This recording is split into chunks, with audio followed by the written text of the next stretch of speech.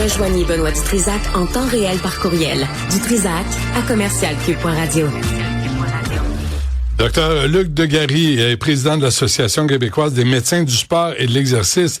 Il est avec nous. Docteur Degary, bonjour. Bonjour, M. Dutrisac. Merci d'être avec nous. Là, il y a, expliquez-moi ça, là, 5 nouvelles organisations du milieu de la santé. Vous vous êtes réunis pour lancer un message à la ministre de la Santé. Quel est ce message? En fait, le message est qu'il est temps d'agir pour réglementer l'utilisation ou surtout la vente des boissons énergisantes chez les jeunes en bas de 18 ans. Bon, le mouvement, ça, c'est motivé par en tout cas, encadré, le mouvement Zachary Miron. Ça, c'est un jeune de 15 ans qui est mort en 2024. Il était en ski avec sa classe. Qu'est-ce qui est arrivé? Ce qui est arrivé, c'est que lors de la fin de la soirée de ski, il est allé chercher une boisson énergisante qu'il a pu acheter à la montagne de ski. Il l'a bu. Ça allait relativement pas pire. Puis à un moment donné, il a augmenté son rythme cardiaque parce qu'ils ont fait des descentes un peu plus rapides. Et ce qui est arrivé, c'est durant la remontée, il y a eu un arrêt cardiaque. Son cœur a eu un arythmie, donc il s'est mis à mal synchroniser et il en est décédé de ça, de cette malencontreuse situation qui est assez triste. À 15 ans. À 15 ans. Et la responsabilité des boissons énergisantes là, dans cette histoire de celle de Zachary Miron, quelle est-elle? Ben, selon le rapport de la coroner, il y a un lien direct entre la consommation de cette boisson-là et le décès de Zachary. Il faut se rappeler que Zachary avait un déficit d'attention, il avait un TDAH et prenait des psychostimulants. Et la littérature est assez claire. Des fois, il peut arriver des interactions entre les médicaments qu'il prenait et les boissons énergisantes. Et aussi, des fois, avoir une prédisposition cardiaque qui peut amener à ces problèmes-là. Puis si on rajoute en plus de tout ça l'activité physique, ben là, on arrive avec un cocktail qui était tout à fait mortel dans cette situation-là. OK. Docteur Degary, qu'est-ce qu'il y a dans les boissons énergisantes? Il y a de la caféine, puis il y a un paquet d'autres composantes comme la guarana, la taurine, beaucoup de sucre. Donc, excusez-moi, la taurine. La taurine, c'est quoi ça? C'est un autre stimulant, un peu comme le café. Donc, on se retrouve pas seulement avec de la caféine, mais on se retrouve avec d'autres composantes qui ont les mêmes propriétés que la caféine. Donc, vous pouvez comprendre que si j'ai déjà quelque chose qui me stimule, puis j'en rajoute 2-3 autres, ben là, on devient comme hyper stimulé. Puis ce qui arrive, c'est qu'on n'est pas capable présentement avec nos recherches de dire est-ce que c'est 1 plus 1 qui égale 2? Mais on sait que c'est pas ça. C'est plus 1 plus 1 égale 5. Donc, chez certaines personnes, ben ça peut créer des problèmes qui sont très dévastateurs. Mais il y a aussi beaucoup de monde qui vont se plaindre de symptômes sans que ça aille jusqu'au point là d'avoir un décès. Là. OK, mais comment ça agit sur le corps? Ça agit, en fait, c'est comme un psychostimulant et ça va agir sur le même métabolisme que les psychostimulants. Fait que ce que ça fait, c'est que ça augmente le taux d'éveil. Puis chez les patients, si on se fie, mettons, aux gens qui prennent des psychostimulants, ça va permettre une meilleure concentration. Donc, ils se disent, ben si je prends ça, je vais être capable de mieux me concentrer, je vais avoir plus d'énergie, tout le reste. C'est un peu ce que la caféine fait. Le problème, c'est quand on en rajoute trop, ben là, on tombe dans l'excès, c'est là qu'on a un impact là, au niveau de notre santé en général. Ce que ça va faire, c'est que ça va augmenter notre fréquence cardiaque, ça va augmenter notre tension artérielle, puis chez certaines personnes aussi, là, ça tombe plus technique là, dans les dysfonctions cardiaques qui peuvent arriver, qui vont amener à faire des arythmies, donc des problèmes là, de synchronisation du cœur. Donc là, il y a la Fédération des médecins spécialistes, l'Ordre des infirmières et infirmiers, l'Ordre des hygiénistes dentaires, la Fédération médicale étudiante du Québec et l'Association québécoise des médecins du sport et de l'exercice que vous représentez. Là, pourquoi aujourd'hui là, vous vous regroupez pour lancer un nouveau message? Ben, pour nous, on est heureux d'avoir de l'aide et de l'appui dans la transmission du message parce qu'on avait déjà, la QMSA, émis un énoncé de position en 2019 qui demandait la réglementation de ces boissons-là. On avait déjà vu dans la littérature qu'il y avait beaucoup de problèmes, surtout quand c'était associé avec l'activité physique. Il y avait eu d'autres décès avant associés à ça, là. Donc, on avait déjà mis en garde le gouvernement et la population qu'il fallait faire quelque chose, mais on était un peu tout seul dans cette situation-là. Mais ce qu'on avait fait en 2019 avait emmené un comité au gouvernement qui s'est penché sur cet encadrement-là, dont j'ai fait partie là, de ce comité-là. On avait émis des recommandations. Malheureusement, on dirait que ces recommandations-là n'ont jamais abouti. Puis ça a pris malheureusement un autre décès pour que les gens commencent à réaliser qu'il y avait un problème là, sérieux par rapport à ça. Là. OK, mais 2019, là c'était Christian Dubé, c'était Mme McCann qui était ministre de la Santé. Oui. Ça doit être frustrant pour vous, vos collègues, de voir que, de toute évidence, les politiciens qui sont nommés ministres de la Santé comprennent pas votre message? Je dois répondre que oui. En fait, je suis surtout attristé. Je pense que plus que, je suis fâché, oui, je suis déçu, mais je suis plus attristé que ça a amené des événements malencontreux. Mais présentement, je vous dirais que le ton au ministère de la Santé est complètement différent. Il y a une ouverture. Le corps politique présentement au Québec demande qu'il se passe quelque chose par rapport à ça. Donc,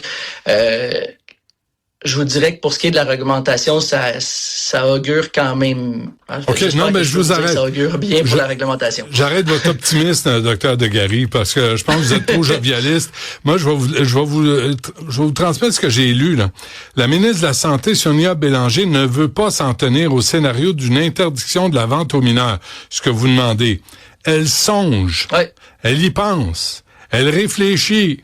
Aussi un contrôle de l'emballage des produits. On s'en sac-tu des emballages des produits si tu l'interdis, ça vient de régler la question, pour qu'ils soient moins attrayants pour les jeunes, un peu comme on fait pour les cigarettes. Ouais. Elle évalue. Ouais.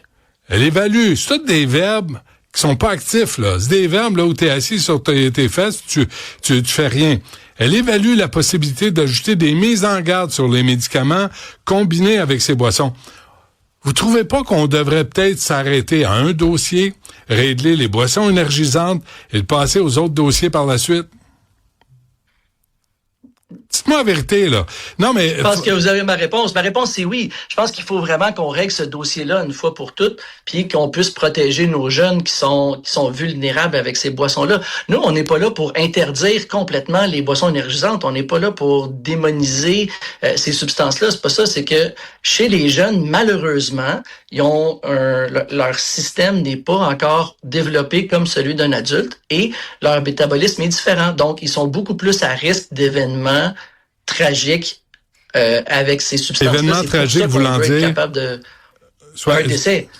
T'sais, on s'entend là, que quand tu as un jeune de 15 ans qui meurt parce qu'il a bu une bouteille de boisson énergisante, pour moi, c'est assez drastique. C'est épouvantable. Est-ce que c'est à cause de la boisson énergisante ou des médicaments qu'il prenait? Ben, les médicaments qu'il prenait, il les prenait déjà depuis 3-4 ans. Là. Donc, c'est pas ça. C'est le mix des deux qui a fait que ça a été un cocktail mortel. Là. Est-ce qu'il y a des cas dont on n'entend pas parler, où les boissons énergisantes ont été impliquées, puis ça a été pour le moins néfaste pour la santé? On parle de mineurs, là. Oh, régulièrement, toutes les études là, qui sont faites chez les mineurs, 50% d'entre eux ont des effets secondaires, que ce soit des tremblements, de l'insomnie, de l'hypertension. On s'entend qu'un jeune de 16 ans qui a une pression augmentée, c'est pas normal. Là. Après ça, il peut avoir même, ça peut aller jusqu'à avoir des impacts psychologiques, que ce soit des idées suicidaires, ça change les comportements. Donc, la liste d'impact sur la santé de nos jeunes est significative. Donc, c'est pas juste les décès qu'on veut prévenir, c'est qu'on veut leur permettre d'évoluer de façon positive, puis il n'y a aucun bénéfice thérapeutique à prendre ces boissons-là. À quel point la caféine est une drogue, je dirais, je dirais pas dangereuse, là. Je veux pas crier sur les toits, mais à quel point on reconnaît pas la caféine comme étant une drogue? Ben, elle est reconnue comme étant une drogue. Juste un exemple, avant, l'Agence mondiale antidopage avait des tests, puis la caféine était bannie en compétition. Donc, il y avait quand même des seuils là qui étaient à surveiller. Maintenant, ils ont enlevé cette restriction-là, mais c'est quand même surveillé par rapport au seuil de caféine que les athlètes peuvent prendre.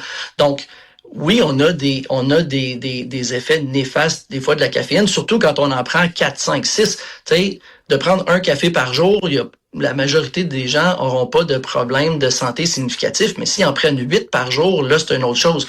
Puis, comme je vous disais, c'est pas juste la caféine dans les boissons énergisantes, c'est le mix avec les autres choses qui donnent les problèmes. Le sucre, c'est pas un détail non plus?